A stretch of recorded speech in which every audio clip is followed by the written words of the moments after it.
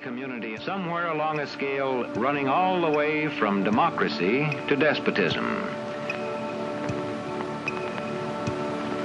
This man makes it his job to study these things. Well, for one thing, avoid the comfortable idea that the mere form of government can of itself safeguard a nation against despotism. For big business, despotism was often a useful tool for securing foreign markets and pursuing profits. One of the U.S. Marine Corps' most highly decorated generals, Smedley Darlington Butler, by his own account, helped pacify Mexico for American oil companies, Haiti and Cuba for National City Bank, Nicaragua for the Brown Brothers Brokerage, the Dominican Republic for sugar interests, Honduras for U.S. fruit companies, and China for Standard Oil.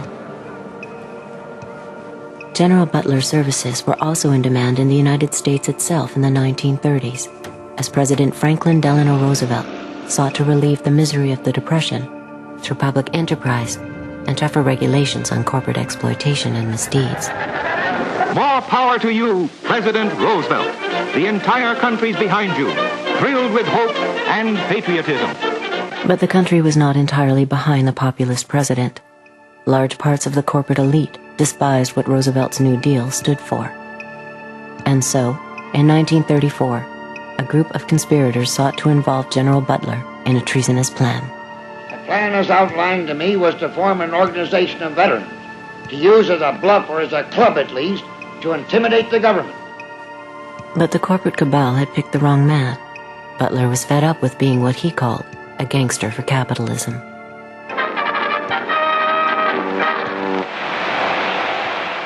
I appeared before the Congressional Committee, the highest representation of the American people, under subpoena to tell what I knew of activities which I believe might lead to an attempt to set up a fascist dictatorship.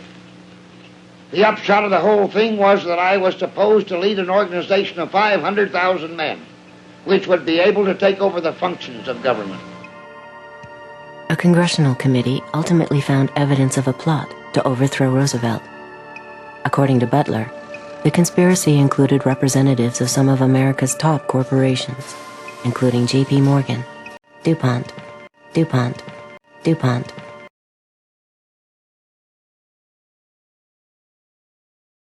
and Goodyear Tire. As today's chairman of Goodyear Tire knows, for corporations to dominate government, a coup is no longer necessary. Corporations have gone global. And by going global, the governments have lost some control over corporations. Regardless of whether the corporation can be trusted or cannot be trusted, governments today do not have over the corporations the power that they had and the leverage that they had 50 or 60 years ago.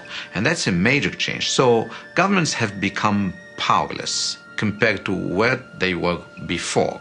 Capitalism today commands the towering heights and has displaced politics and politicians as the new high priests and reigning oligarchs of our system. So capitalism and its principal protagonists and players, corporate CEOs, have been accorded unusual power and access.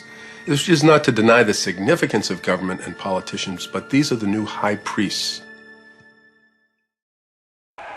This is a day of national consecration,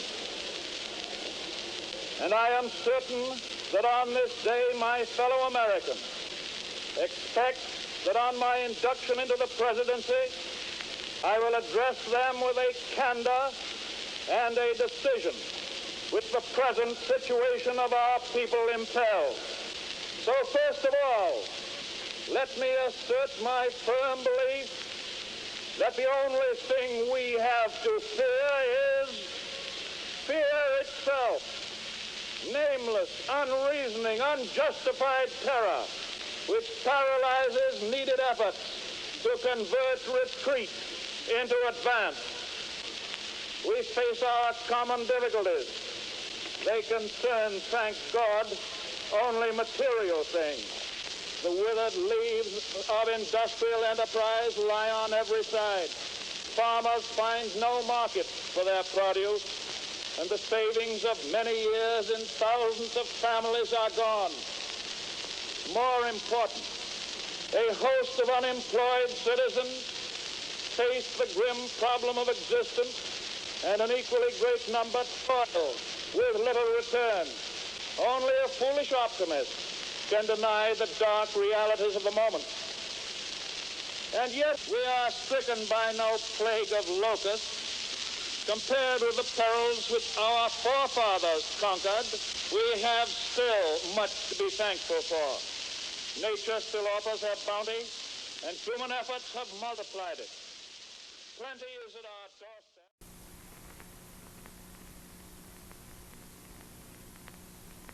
The exchange of notes between the President and myself creates not only the necessary conditions for a speedy and successful settlement of the unsolved problems relating to the past, but, what is much more important, opens a new page in the development of relations of real friendship and of peaceful collaboration between the largest republics in the world. The negotiations now concluded have been of the most pleasant nature and afforded me many opportunities for admiring the charm, good-naturedness, kindness, at the same time the perspicacity of your President, as well as the efficiency and the courtesies of the State Department. I appreciated very much the goodwill of Mr. Bullitt, who took a most active and helpful part in the negotiations.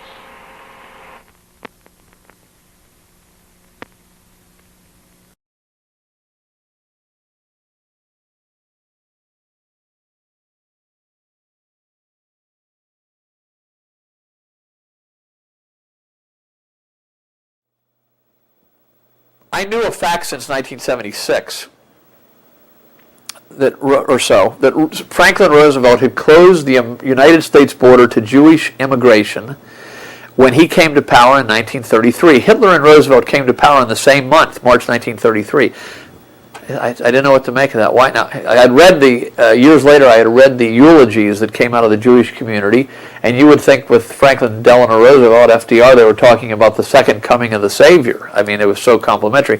Why would FDR close the borders of the United States to Jews the best he could? Some got in, but he closed the borders, making it very difficult for Jews to come from Germany and Europe to the United States the same month that Hitler came to power. Well, what I'm going to tell you is the reason is world Zionism and the World Permanent Revolution, the Bush faction, if you will, the Freemasonic Anglo faction that works with world Zionism for many generations now.